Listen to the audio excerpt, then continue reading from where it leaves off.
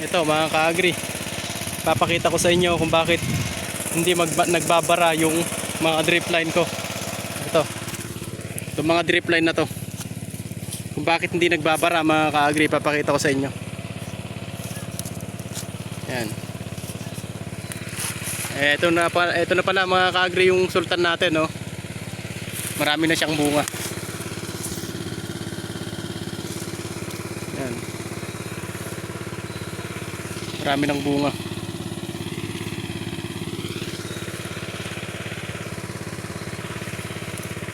Malalaki na rin. Ay, papakita natin mga ka-agri kung bakit hindi nagbabara yung drip line natin. Paano mag-declogging. Ginagawa natin mga ka-agri para hindi magbara, nagde-declogging tayo. O yung inaalis natin yung pwedeng bumara dyan sa drip line natin. Yun nga, declogging ang tawag doon kung paano siya mag-declogging. Ayan, papakita ko sa inyo mga ka-agri. Doon sa dulo. Dito sa dulo mga ka-agri, tinatanggalan ng bara. Ito yung ginagawa ko kaya hindi nagbabara yung drip line ko mga ka-agri.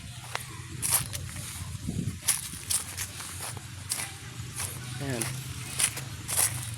Dito sa dulo mga ka-agri, maliliit dahil gawa nga ng may puno, no? May puno ng Gibellina dyan, no? Medyo madalang, parang madalang siyang tingnan. Ayan. Maliliit. Papakita ko mga ka-agri kung paano magtanggal ng bara ng drip line. Ito mga ka-agri, oh. Ito. Yan.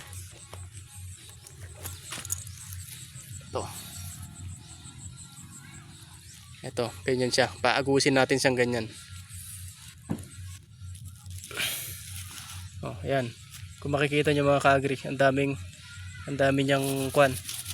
Ang tawag dyan, yung iba yung kulay niya. Saka may mga puti-puti siya na umaagos.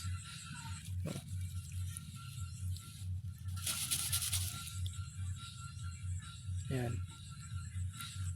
Ayan, oh, ang dami niyang, may mga kwan siya, may mga ganyan siya nababara dyan sa may kwan natin. Papakita ko sa inyo mga ka-agri yung mga nagawa ko na.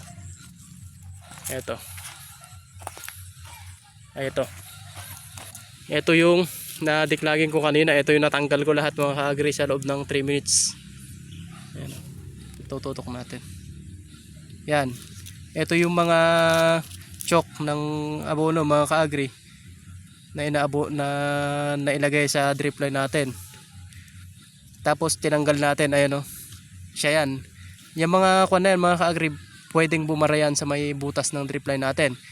Kaya naman etong ganitong proseso ginagawa ko to mga ka-agri, kada abono. Kung weekly yung abono, weekly rin yung kwan. Basta pag nayari kayong mag-abono mga ka-agri, pinakamaganda i-open nyo, alisin nyo na rito kasi meron talagang natitira na abono na yung mga chok nya para hindi na bumara dyan sa drip line ninyo. Alisin nyo na ninyo. Ayan, o. Kasi kaya yari lang mag-abono mga ka-agri. Ayan. Tapos pagka wala nang ganyan, wala nang tumuturit, sasalain nyo naman na ganito. Ito. Ayun, oh, ang dami. Oh. Lahat yan mga ka-agri, natanggalan ko na. Ito. Meron pa siya. O yan, meron pa mga ka-agri. Ayan, oh. Yan. Pagka meron pang ganyan, hayaan nyo lang muna. Pagka wala na, yan, pwede na natin siyang isara.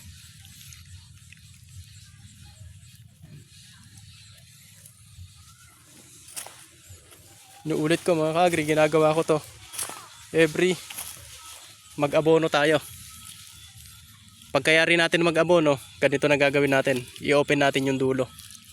Para ang kwan nga doon, ang purpose nun, ayun, o, tignan nyo. Papakita ulit natin. Ayun, oh, yung may mga ganyan, oh, na nalalaglag dyan. Oh. Yan mga ka-agri yung mga abono na tumigas, yung mga chok ng abono.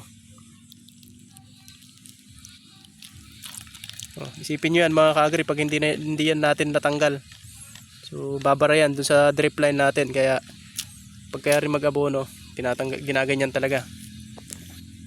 Panatilihin natin o ikuan natin, gawin na nating routine sa dito sa may atsalan natin. Kapag naka-drip line tayo, pagkayari ng mag-abono, yan. Saka dapat medyo malakas yung pressure mga ka-agri para mas maiagos yung laman nito, mas mabilis na maiagos, kumbaga magkakaroon siya ng mas malakas na pressure para mas maitulak niya yung mga kuwan na nandyan, yung mga ganito, ayan o, yung mga yan o, yan, para mas maitulak niya, mas matanggal pa yung nandito sa loob. Mainam nga mga ka-agri kung meron pa kayong taga ganyan o, taga doon hanggang doon sa dulo. Pero okay na yan mga ka-agri, basta malakas yung pressure, okay na yan. Ito yung smooth kayan natin, meron na ring bunga. Smooth kayan mga ka-agri, meron na ring mga bunga. Pero kung siya mga ka-agri, mahaba yung bunga niya. Parang hindi ko gusto masyado yung ganitong tsura. Hindi katulad sa sultan na pabilog, malaki siya, matataba. Medyo maiksi siya na matataba.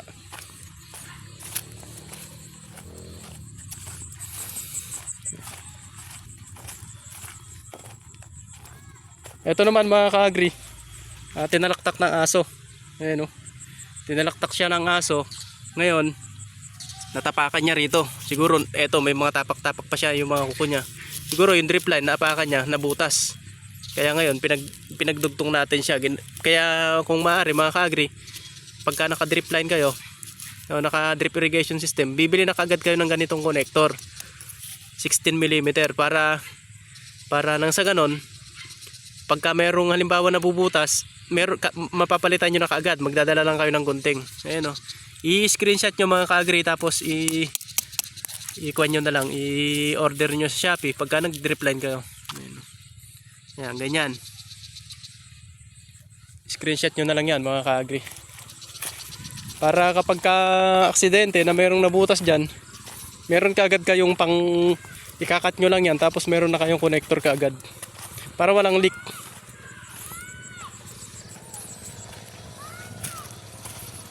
Yan,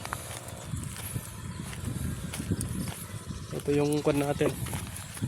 Ayan o, smooth kayan.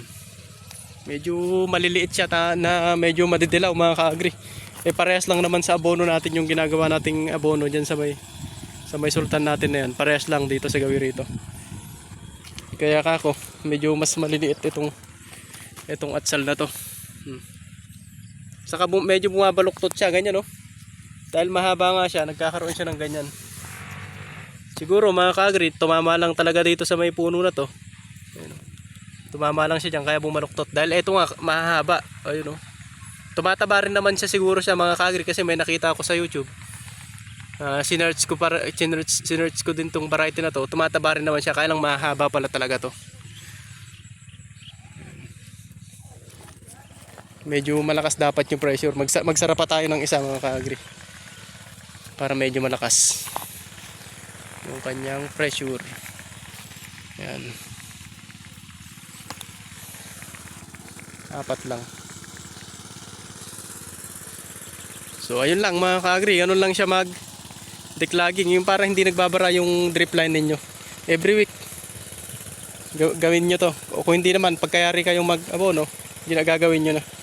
Ayan, ang ginagawa ko, ayan, isa, yun, isa, dalawa, 3, 4, natagdadalawa lang, bali 8 hirela lang yung pinapadaanan ko, para nang sa ganun lumakas yung pressure dito. Ito, yung pressure dito sa may drip line na to, mas lumakas siya, para mas maitulak niya yung mga debris na pwedeng bumara dyan sa drip line natin. So yun lang mga ka-agri, maraming salamat.